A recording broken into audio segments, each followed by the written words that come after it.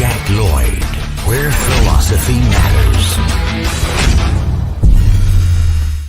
Hey, what's up, everybody? It's Jack here, and we have a very interesting show today because unlike the usual thing where I've been mostly doing interviews and kind of just talking about people and their lives and the things they're doing, today we're actually going to be doing a little bit of an issue discussion, semi-debate, more discussion, but just more informational and kind of sharing ideas and common ground things and stuff like that. But before I get into that and introducing our special guest, I do want to remind everybody that the Voluntarious Origins 6 and trade paperback, End of an Arc, the huge 10th anniversary is wrapping up very soon. We only have 38 hours left. We're over 100% funded. We've already broken the first and second stretch goals. We are almost to the third stretch goal. So that means everybody who gets a print tier, perk, or higher, you're going to get a ton of bonus goodies. So this is the big one. If you've been waiting and holding out to last minute just to see where it's at, now is the time to join in. So be sure to go on Indiegogo.com, just type in voluntarist or volcomic.com, the usual website stuff, and you will see that there. So we're going to be doing a live stream too tomorrow night at 9 p.m., a kind of a spicy challenge to wrap it up and finish up. So also join us on the Philosopher channel when we do that. All right. So we are now going to get into this special guest for this unusual format. And this guest is Kerry Baldwin, who is an independent researcher and writer. She has a BA in philosophy from Arizona State University. She's also on staff with the Libertarian Christian Institute, has her own website, MereLiberty.com, where she has a podcast. Her research focuses on resolving questions concerning libertarian theory of abortion. And then when she's not doing that, she's teaching critical thinking skills and online courses she has developed. So welcome, Kerry. Thanks, Jack, for having me. I'm excited to be here. Oh, it's awesome. So happy. I've been, talking with you over the years, seeing your work. So it's kind of crazy to, actually have this opportunity to speak to you in person or virtually and directly. Yeah, absolutely. So I'm really thankful it came on. And, just to let everybody know, this started because Kerry hit me up asking for a little bit of time to do a discussion about a very tough topic, abortion, just because I do talk about that a little bit in my book, Definitive Guide to Libertarian Voluntarism. And so I was like, oh, yeah, of course, we can definitely talk about that stuff. So I wanted to just have an opportunity for her to be able to talk about her philosophy, her thoughts, how she came to believe what she believes, kind of give her reasons and evidence and things like that for it. And then afterward, I'm going to follow up with my own just thoughts and reasons and evidence. And then we'll come together and talk about where we share some common ground. And we'll probably, I think, have a lot of shared sentiments in a lot of ways on this, even if we just have some small nuances of disagreement here and there. So Kerry, with that, would you just first tell us a little bit just about your work in particular, a little bit more about that before getting into the issues? Yeah, sure. So like you mentioned, I've got my own website, MereLiberty.com. My mission with that is to challenge and rethink prevailing paradigms in politics and religion and culture. So nothing controversial at all. And I am on staff with the Libertarian Christian Institute. I teach these classes in critical thinking, which I developed in 2020, sort of as a response to all the, the schools that got locked down. I'm a homeschooling parent. I work from home, and my kids are now getting into high school. I have 2 high schoolers now. So at any rate, it was really a great opportunity for me to, offer my assistance in that sort of way by creating courses for online or for critical thinking. So at any rate, I'm probably better well known for my debate with Walter Block at the Soho Forum on the question of a libertarian theory of abortion.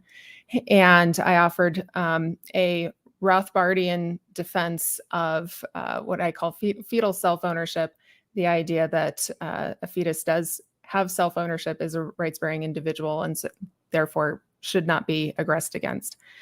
And sort of my take on this is that I see that conflict on this issue of abortion exists because of compromise.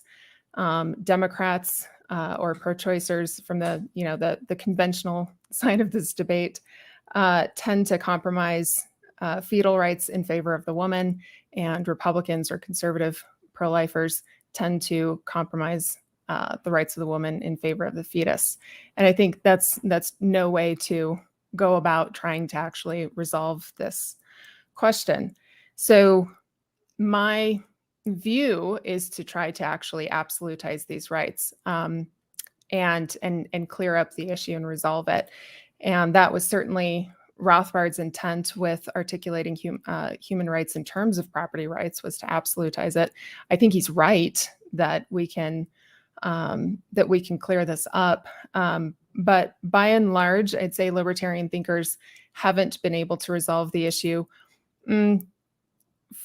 for a number of reasons. I think it's mostly that it requires some depth of analysis that people are averse to getting into for obvious reasons. It's a very emotional, tough topic to deal with. So I'll sort of give a broad overview, and then maybe we can get into details as we talk this out. But I break down the issue into 2 broad categories and then 4 sort of subcategories from there. So there's the philosophical side of this, and then the praxeological side of this, or the economic side of this. On the philosophical side, you have the legal rights question, which is, does a fetus have rights, and at what point does that start? And then you have the legal enforcement question. If the fetus has rights, how does the state respond to that and deal with that? And then on the praxeological side, we have the question of, why do women seek abortions to begin with? And I really see that the pro-choice and pro-life side of things are really just a natural division of labor. You have one side motivated to prevent or mitigate unwanted pregnancies, and you have the other side who want to respond to unwanted pregnancies when they occur. And so that sort of takes the question of abortion and makes it a much smaller question in the grand scheme of all of this. But I do believe that libertarians have quite a bit of common ground that allows us to work together on this issue that the Democrats and Republicans don't enjoy, because they're constantly fighting over absolutely every aspect of it. So I'd say that's a summary of my position. And with that, going deeper and further, what would you say is your justification then in terms of your views about when life begins and where those rights are metered? Right. So Rothbard basically said that there are 2 conditions for self-ownership. You have to be human, number 1, and you have to have possession of yourself. And I believe it's Kinsella and Hoppe who expanded on that to talk about direct and immediate control. And if we look at the science of embryology, we can see where the fetus actually obtains direct and immediate control. Obviously, it's human just by virtue of the particular DNA that it has. But it obtains direct and immediate control after conception is complete. So this is a bit nuanced from the conventional pro-life view, which says that it starts at conception or fertilization. Conception is actually a 3-day process. And part of that process is the zygote, which is the fertilized egg, actually taking over through genetic instruction. And science actually shows that from the moment conception is complete, you have a self-autonomous, self-organizing, new, unique living human. And so all of the development that happens from that point forward is something that the fetus is doing by virtue of instructions from the DNA, and is not something that mom's body actually has control over. So that's where I think self-ownership starts. I think that's where you have a rights-bearing individual. And so with that in mind, what would then be the limitations then in terms of both the ethical norm and what might be ultimately the legal or market legal norm then that you'd be advocating for?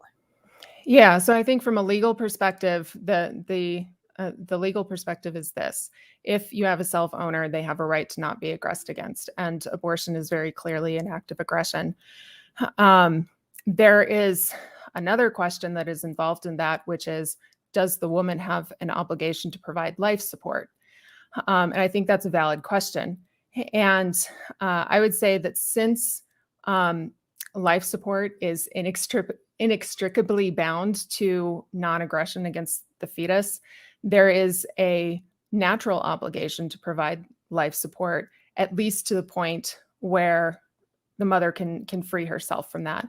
So I don't think that it would be legally impermissible to say if she can, transfer the fetus at the point of viability, for example, to an artificial womb. Like, she should have the legal right to do that.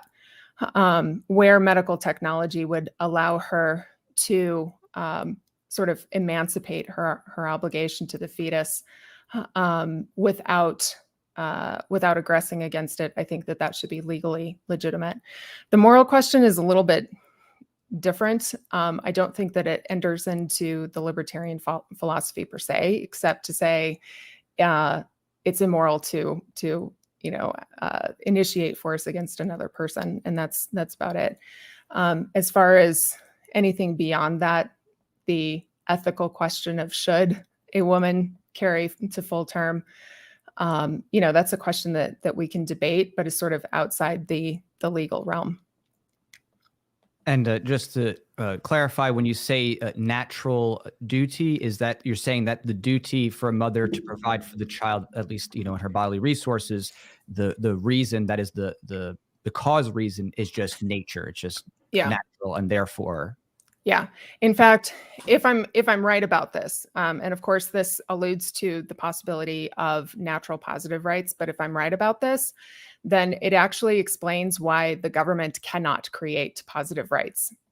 There's a proprietary interest between the woman and her offspring, specifically because the offspring had no choice in being created, and is fundamentally dependent on his mother for that life support. And if that's the case, then we can see that there's no proprietary interest between the state and the people that it purports to govern. And so it doesn't have the conditions met to create any sort of positive rights. And then in addition to this type of philosophy, do you bring to bear anything within a religious context that is a part of this calculation or bolsters this? I do not make a religious argument. Obviously, I'm a Christian, and that informs the moral side of things if I were to make a moral argument. But as far as I'm concerned, the religious argument is a terrible argument to make in terms of legality, because at that point, all you have to say is, well, I don't hold to that religion, therefore I don't have to follow that law. So that doesn't make sense to bring the religious argument in. Gotcha. So for your purposes, then, most of what you're trying to do is establishing the psychological bounds of respect, and then thinking through the actors and actions and property rights as you've created those duties. Right. Yeah, I think that's fair. All right. And is there anything else you'd like to add on in terms of anything from your position to help clarify before I go into mine?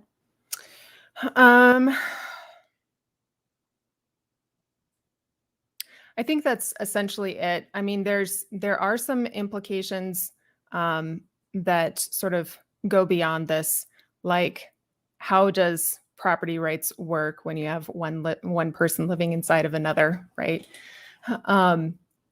And I have not worked that out yet, to be fair. I do want to draw out sort of at the start the points of agreement that I think that we do have as libertarians. Number one, we don't believe that rights should be denied on the basis of gender or identity. We believe in repealing protectionist economic policies. So no regulation of the abortion industry or any sort of reproductive health industry. There should be no economic regulation for that. Private property and free choice should be protected. What else? And of course, opposition to an authoritarian police state. I'm absolutely opposed to this idea that enforcement of abortion prohibition should look like the war on drugs. I think that's a huge mistake, and we should oppose that. Even pro-life minarchists, we'll put it that way, should oppose the police state. Yeah, absolutely. I mean, yeah, I agree with you 100% there. I don't trust government with solving life's problems generally. Let's put it that way. Right. Yeah. Up for the state. So Yeah. Well, and to that end, I would say the legal question isn't a question of what's going to end the practice of abortion. I do believe that the only way to end the practice of abortion is through the economic side, being, being persuasive as far as trying to convince women of, life affirming options and using the market to expand options, life affirming options for women on both sides of the coin, right? Preventing unwanted pregnancies and then responding to them when they occur. I think that's where you will actually get into ending the practice of abortion, is in the market, not through the legal route. Right. Yeah, we definitely would agree there as well. The idea of trying to encourage norms for making it easier for women to avoid having an abortion and to find adoption or other types of care. So absolutely. Right. So, all right. So with that in mind, I'll go a bit into my piece here about, voluntarist principles at abortion. So for me, as a voluntarist, everything that I'm going to be talking about comes from the lens of voluntarist philosophy, which means that it, at least from how I frame it, especially, in my book, in my other writings, it's from a psychological stance. That is, people adopt this in their minds. It's a belief set.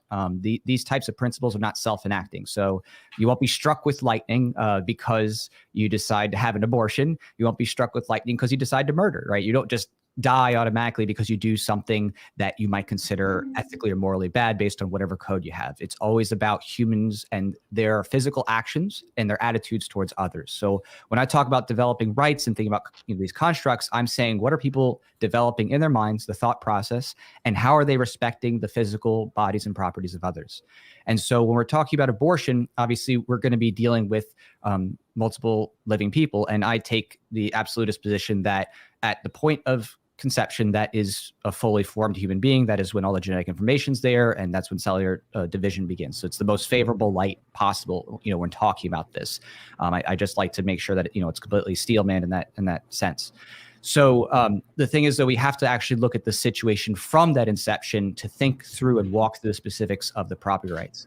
And up through that point before conception, the eggs and the ovaries obviously are the property of the woman who owns them. It's in her body. It's a part of her physical property rights as a self-owner. For the man, of course, his sperm is his property. Of course, when he decides to release that, it could be an abandonment thing where he's abandoning property. That will be up to his relational constructs there. But otherwise, these are private property rights, and independently, the egg and the sperm don't develop into a fully formed human being. Absent each other, they are not. They are just parts of the human body that were organic and will of course dissipate at some point when someone dies. So once the egg meets sperm and we have that fully formed human, I look at this question from the non-aggression principle perspective, which means that I have to, if I'm being consistent and thinking about the non-aggression principle here, meaning that you don't want to initiate force against others, it's very difficult to look at that situation and apply it consistently because someone who is being created doesn't exactly have the chance to say whether or not they wish to be created. All existence is forced. So no one gets the chance to choose whether or not they want to be born. And that is kind of this interesting conundrum that everybody, has existence forced upon them. And since no one can consent to be brought into existence, at least as far as we know, you can't consent with a consciousness before it exists, making the non-aggression standard apply to that specific instance of action of the egg meeting sperm, for me, is not a candidate for that. And I consider that to be something that's just benign, just like the existence of air or water or blood or whatever. It's just a benign thing in and of itself. So it's not a duty-causing violation. It's not something where I, perceive that as saying, oh, okay, you did this and now you owe someone responsibility. And I say that consistently in the same way that just because someone decides to make a child doesn't mean that child then also owes them for life. Like as if, oh, well, because you were given the resources from your parents, you have to be their slave, for life and work for them and they own you. I think it's a standard that if it's metered both ways where, there's this property rights being held on both parties, then we have no duties on either side. The child does not owe the parents do not owe the child. But of course, there is an interest there of parents when they have kids to take care of their kids, which we'll get into later. So because of that, we have to look at the nature of the body and, property rights of each individual, that is the child in the womb and the mother. And to me, obviously the mother has her independent bodily property rights to her body, the child to their own body as well. But because the mother has the property rights to her body, I think that the mother has the right to remove a child from her body within a certain limit and line. And that is that she should not be attempting to intentionally kill a child where the child would otherwise be, living outside the body in that way. And what that really does, that suggests here that the point is to evict the child, which of course Walter Block talks about. I think he mentions a little bit more about like having to use life-sustaining technology, which that's where I would deviate from him in that regard, is that I don't think a parent has the obligation to use life-sustaining technology in that regard. But I do think that a parent who decides to, evict a child cannot deny care from someone else who is willing to offer care to that child. And this is, of course, especially more patently obvious of the case where it's a later term, where, a child is otherwise able to survive outside the womb. Maybe there's a premature baby or something of that nature. Again, if a parent does not wish to offer care, they cannot then use their body or the resources to stop someone else from taking care of that child and being a willing steward of that child. And so as far as that goes, then we're just dealing with the negative rights philosophy of Rothbard as what you're talking about. And I would just say that I deviate from Rothbard's articulation in terms of that relationship. He kind of treated it as like almost a property rights thing with like a market and children, which a lot of people try to like, oh, he's in slavery. Right. I think that is very poor phrasing. I think that the proper label there was a stewardship claim over children. In other words, someone has the highest claim of being a steward over a child. And if they were to give up a child for adoption, what they're actually doing is not giving up ownership. They're saying to others, I'm contracting to not claim that I have the highest stewardship rights to that child. They're giving up that right to say, yes, I am this child's, parent, caretaker, steward. So right. For me, I think there's a lot of consistency that comes out of that. And I think when I also look at this, I try to do a comparative to other things, because when it comes to these types of issues, I like to look at what other people might be thinking about this in other contexts. And again, it's not something that you've particularly brought up otherwise here. But for me, I always like to bring up the idea of miscarriage and how when it comes to miscarriage, a lot of people have a much lower standard of I guess you could say scrutiny for miscarriage. And I make this comparison to texting and driving, because in the same way that a miscarriage itself is something that actually can be avoided, because there are known risk factors for increasing the chance of miscarriage, including, weak uterine lining, obesity. If you had a past miscarriage, these are things that very greatly increase your chance of a child, obviously, coming out too early and dying. And if you were texting and driving, even if you didn't intend to hit a kid in the street, it's known that, hey, you're being negligent or you're being reckless. And because of that, you're contributing here to that child's death. And you might get a manslaughter charge. You might be, charged this away. It may not be first degree murder, but you're responsible for that act. And I don't really see the consistency from a lot of people in talking about miscarriage in terms of holding women to that standard, where if you're trying to procreate, but you're clearly not in a healthy position to do that, and then you miscarry, oh, well, that's okay. You're trying to have a kid, so dead kids, whatever. Or for example, I even talked to a guy who his wife miscarried 3 times before having the 4th child. And I said, hey, did you ever think like after the second miscarriage, maybe something needs to change first before you start, trying to have a baby?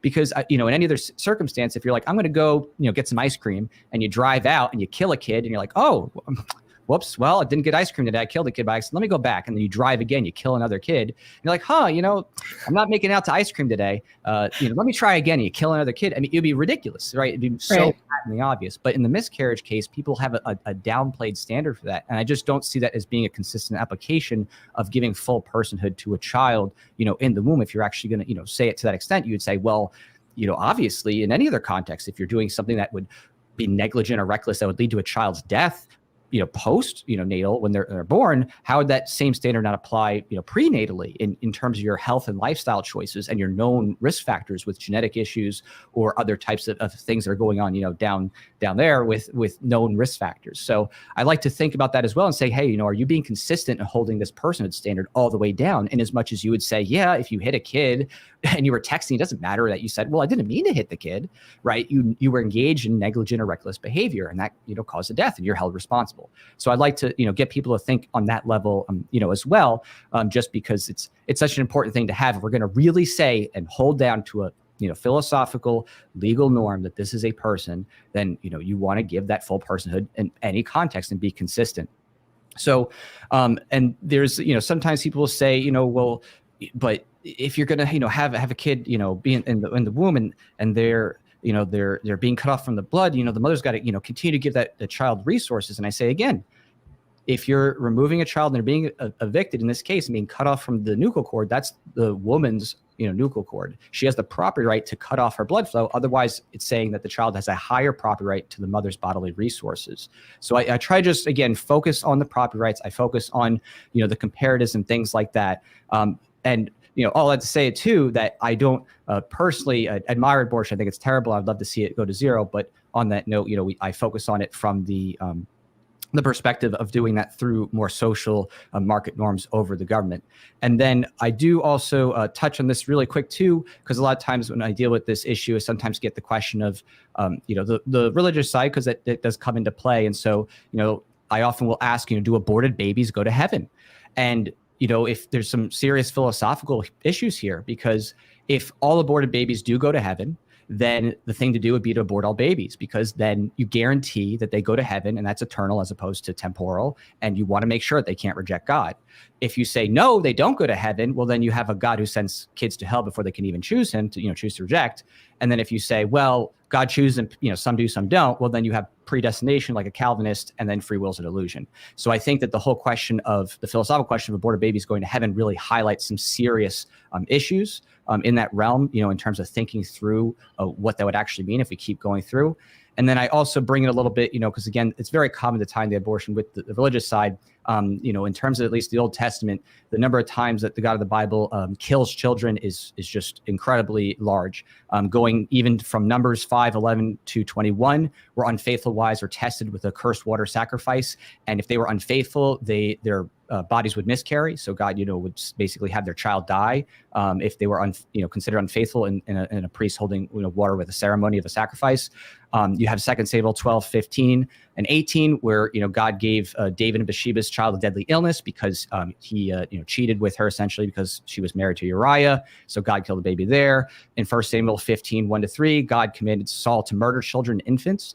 This is a little bit different from some of the things where people say, well, that was a king, and that king was doing something they were wicked in the eyes of God. But this is actually God's command to Saul to kill of the Amalekites, children, infants, men, women, cattle, sheep, the whole bit. And Saul didn't, and he actually got in trouble with God for not killing babies and pregnant women. And then you have also in Hosea 13:16, the people of Samaria were prophesied to have their women be ripped open and their babies dashed on the ground. Genesis, of course, the flood, God killed all children, women of all sorts, and pregnant women at the flood. In Egypt, with Exodus 11:4-6, God wiped out the firstborn in Egypt, the angel of death, which included infants up to adults. And then, of course, Job, God, had Job's family killed because Satan wanted to, have a bet with him. So God wanted to win the bet. So just try to cover all the bases possibly here of both the philosophical property rights and the common things that tie off. And I often see come up in these debates, when, especially tying in the religious part. Yeah, that's interesting. I think probably the best the best way to deal with the religious part, honestly, is to say that there are theological implications of those passages that I would say don't really apply. And I know that sounds like I'm just dismissing the whole thing. But these are theological disagreements that even Christians have on these things. So, and since I don't make a religious argument, I don't really feel like I need to respond to it, but I can certainly understand people making a religious argument and then having to deal with your objections. I do want to say something, a couple of things. First of all, let me ask you, in your view, are you saying that if we are going to legally prohibit abortion, that then miscarriage should be criminalized in some fashion, even if it's considered manslaughter? To be consistent, every miscarriage would have to be a homicide investigation, just like whenever a child is killed on the road, the police always have a homicide investigation to confirm that it wasn't a murder or if it was an accident. And then if there was negligence or recklessness, they're going to charge them accordingly with a lesser included offense, like vehicular manslaughter or something of that nature. Mm-hmm. Okay. I guess I would say off the cuff. Off the cuff, I would say miscarriage is going to be something that is, I would say, falls more under natural death than direct responsibility. I mean, even when I went through my pregnancies, there were, questions about, alcohol use. Not that I drank, that wasn't an actual issue for me, but these things that came up were, that doesn't actually cause miscarriage. And there are other things that are perhaps about a woman's body that are outside of her control that can cause miscarriage. And if she's not aware of them, she doesn't actually take an action to cause miscarriage, I would question whether or not that legitimately falls under the purview of this of civil governance. There might be room for, having a conversation about, if smoking can lead to birth defects, should there be a conversation there? Perhaps. I'm not sure. I haven't worked it out that far yet. But the other thing that I would say, you had mentioned the umbilical cord. The umbilical cord and the placenta are actually babies. Those are things that baby develop. And so I would even go as far as to say those are babies' property. And so it's not so easy for the woman. I mean, yes, her blood is wrapped up into that. But ultimately those things are things that the baby creates. So I would introduce those two nuances into the equation, just as far as the legality is concerned. There was something else I was going to say, and it completely slipped my mind. But at any rate. Sure. So just on the nuchal cord part, it has an insertion point. So cutting it at the point of insertion would be the issue. So there's going to be a delineation between where the baby's body property rights, are, and where the mother's are. And if you cut it at the point of the mother's on her bodily property rights, that would be where the severing would take place. And then on the legal side, when it comes to the lesser included offenses and the nature of, miscarriage and to what extent is that your responsibility, this or that, I think that comes into play on two important parts, thinking through these things. And one is that if miscarriage is viewed as, oh, well, that's just whatever, it's miscarriage, then of course every abortion could just be hidden under a miscarriage and just call it a miscarriage. And there you go. You can keep abortion up, just say it was a miscarriage and nobody's going to investigate. And then two, the miscarriage part with, the risk elements, I think those are actually underplayed, and they're very known in terms of the most common things. And again, a lot of it is tied to like overall, health and, BMI and stuff like that.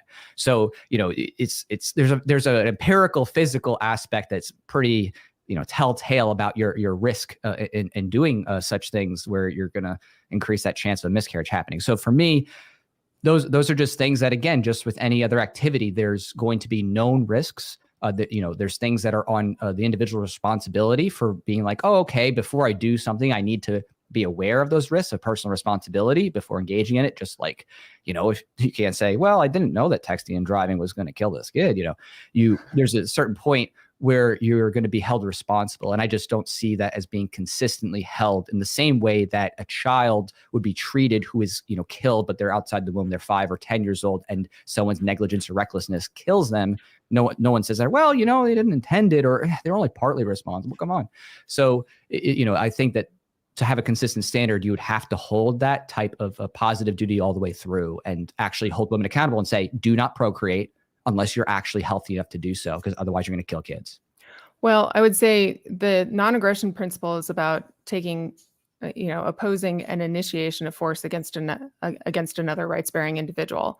And so whatever happens, whatever a person does with their body prior to a new human being coming into existence wouldn't fall, there wouldn't be a retroactive NAP violation there.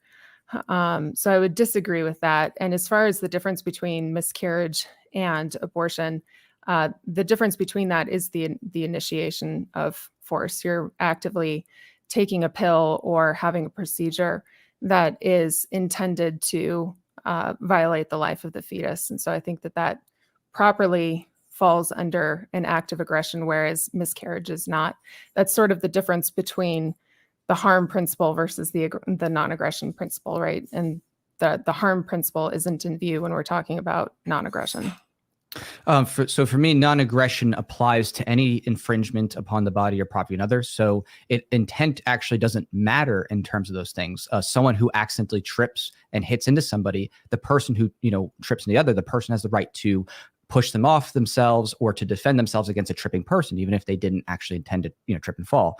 So this wouldn't actually matter in that way. The mens rea, that is the mental element, doesn't matter in terms of non-aggression. Non-aggression happens when someone's consent is violated, and so that would apply also to an infant or or baby in the womb in those terms. So it would be consistent in that way to say that this is an infringement or a violation of non-aggression, because the initiation is not tied to whether or not there was an intentional initiation. It's just a physical infringement.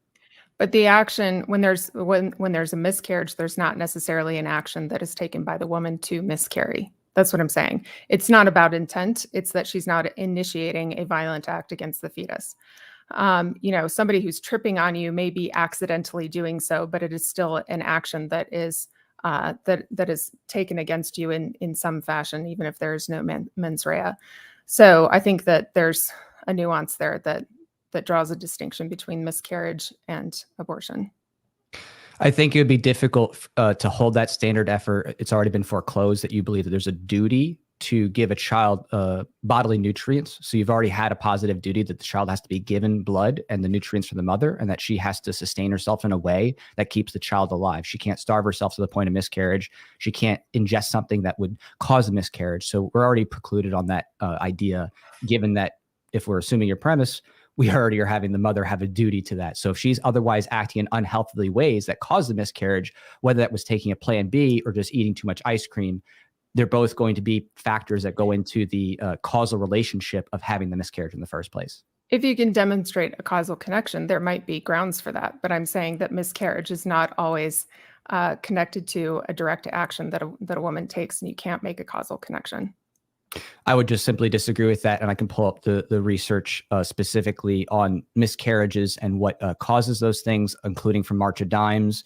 You can go to even Wikipedia page on miscarriage and just look at all the references of the various things that cause miscarriage. They're very known scientific things that lead to this, and of course, there's a gradation of causality, because obviously even if you take Plan B, it doesn't always work, right? So there's no such thing as like an absolute guaranteed means to the end when it comes to chemical ingestion, but there certainly are factors that as you go along, you're increasing those chances. Just like if you text and drive, you may not hit and kill a kid. You can text and drive and get away with it, but if you text and drive and then hit a kid, you're now responsible because that causality is tied to the negligent or reckless behavior. And that would be the same thing in terms of health, ingestion, chemicals that a woman has, and then the resulting miscarriage.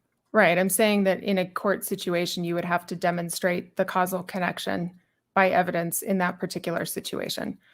And fine, fair enough. If there's evidence for that, then present it and let a court decide.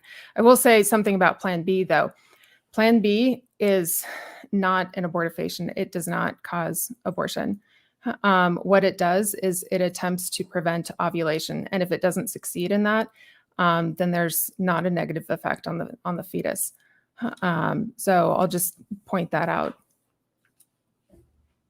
Sure. Yeah. So that's true. The actual Plan B itself, yes, it is. It's disrupts the conception. So I should say the morning after pill would be like maybe a more generic terminology for that kind of thing, or something that's not a chemical abortion inducing pill, as opposed to something that's disrupting the conception. Yeah, I think you're thinking about mifepristone, which is RU486. That's the actual abortion pill. Yeah, I'm not too tuned with every single name of all the different abortion pills. That's okay. It's just not a worry.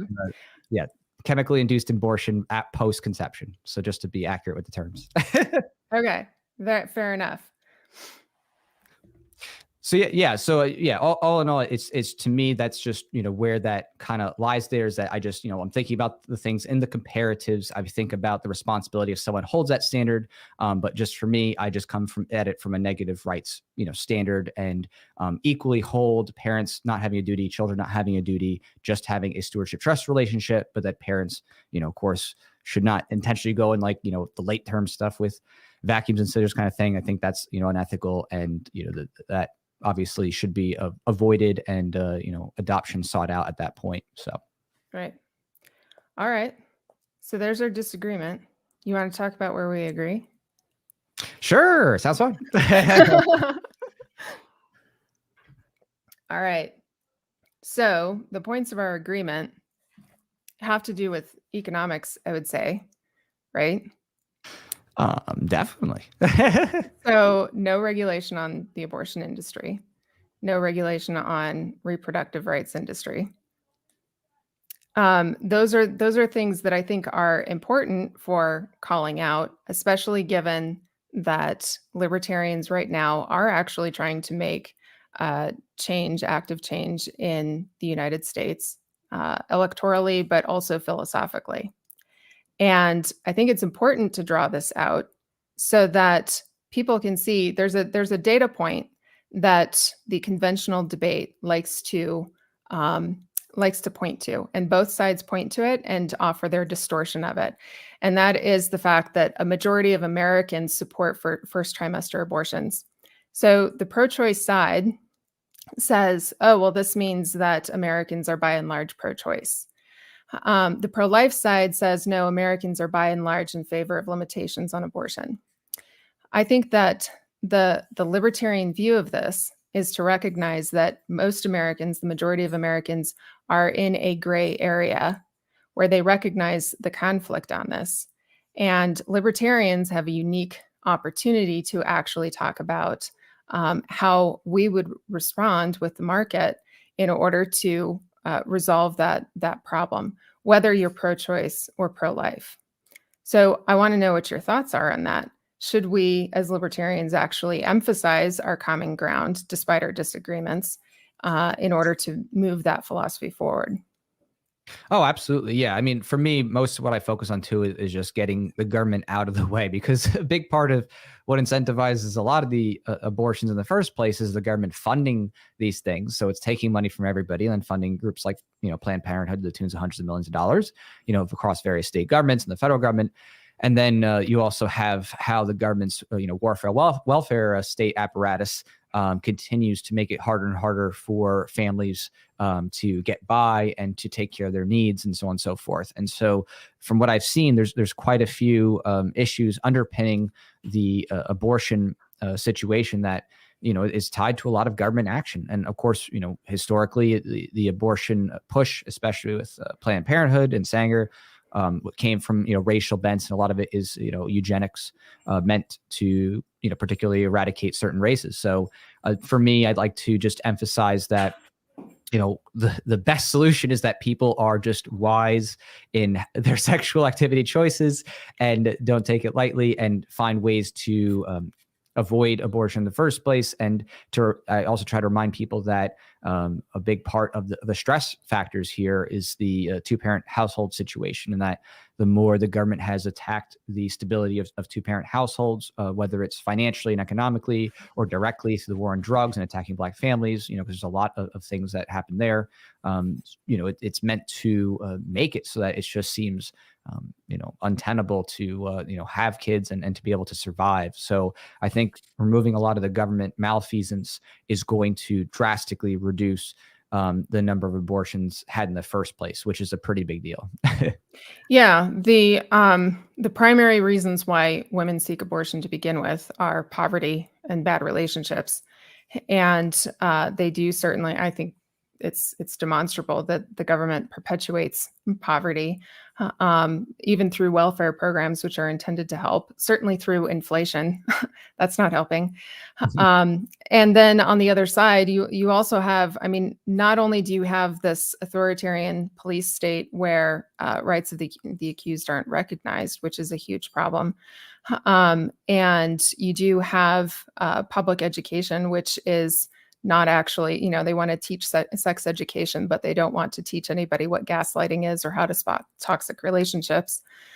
And there's also the problem of the family court system, which I know lots of libertarians, whether men or women, have had complaints about. And as far as I can see, and I've been through the family court system, I've been through a divorce, it seems like the family court system is set up to enable abusive parents and doesn't diffuse that in the slightest. So I do think that if libertarians are focusing on these other issues that affect our welfare as far as poverty is concerned and affect our personal lives as far as relationships are concerned, then we can do a lot just in those things, whether we're pro-choice or pro-life, in order to mitigate the felt need for abortion, whether it's legal or not. Absolutely. And I think of it like this, like when I tell people, like, you have the property right to drink bleach, but it doesn't mean I go and advise you to drink bleach. Right. Yeah. It's like, I think that there's a certain limitation, in terms of what, abortion is, but I don't go and advise people to, have abortions. I would tell someone to try to find adoption or alternatives. And I would try to express also the health consequences too, because there are health consequences, for women as well with abortion. It's not just like, oh, it's done and then you're healthy and everything's okay. You increase your chance for all different types of medical problems, including cancers and among other things. So I think that's a missing piece of the conversation that might help also people realize that, this has serious consequences for yourself as well. And, is that really, worth doing too? So. Yeah. Well, and yeah, I would just like to reemphasize, I really see that the pro-choice, pro-life side of this from an economic perspective really does appear to be a division of labor.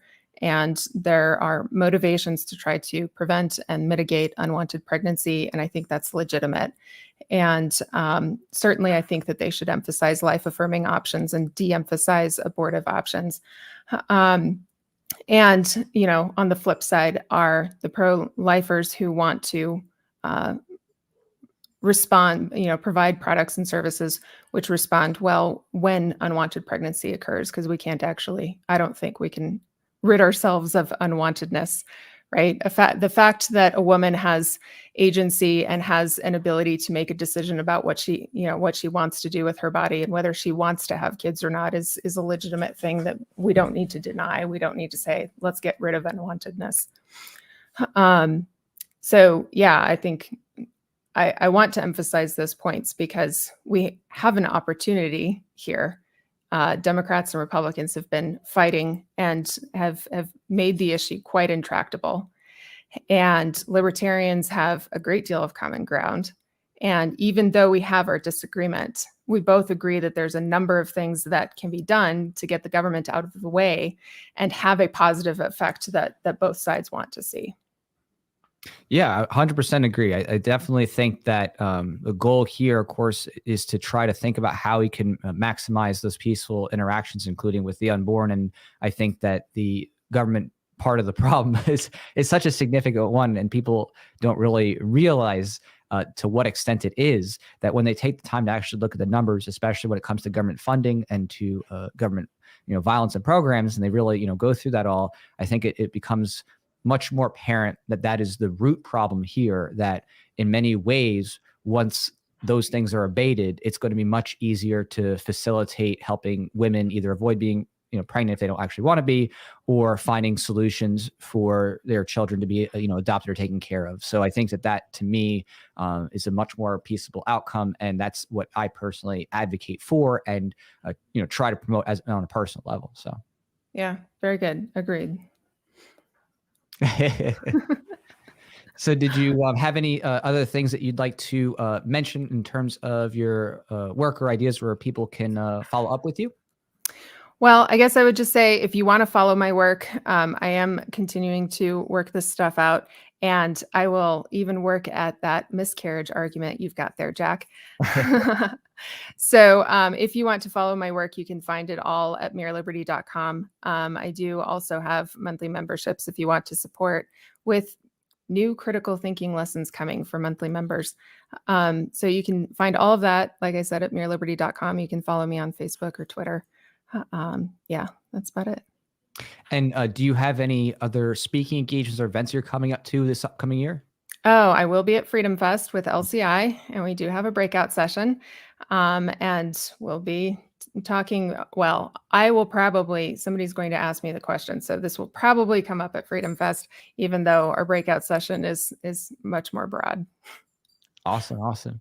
Yeah. And by a chance, are you going to any of the other big conferences this year? Do you know of like YALREV or International Students for Liberty Con or anything like that? Yeah, I'm aware of them. I am not able to go to them. I am still a homeschooling mom, and so I am limited during the school year. Gotcha.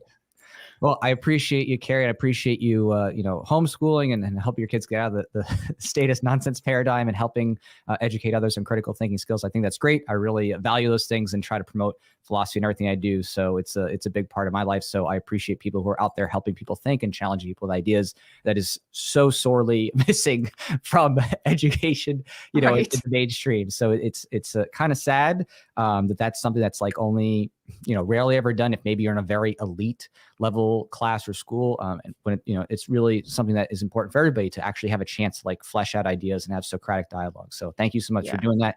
And we'll definitely have more conversations in the future. So yeah, thank you, Jack. I appreciate it. Of course. All right. Take care, everybody. And we'll be on tonight on Censorship Sucks. And then I have another stream tonight with Mike of Catalytic Comics. So it'll be a busy day. So we'll be back for more of that stuff later. All right. Take care, everybody. ZeroState.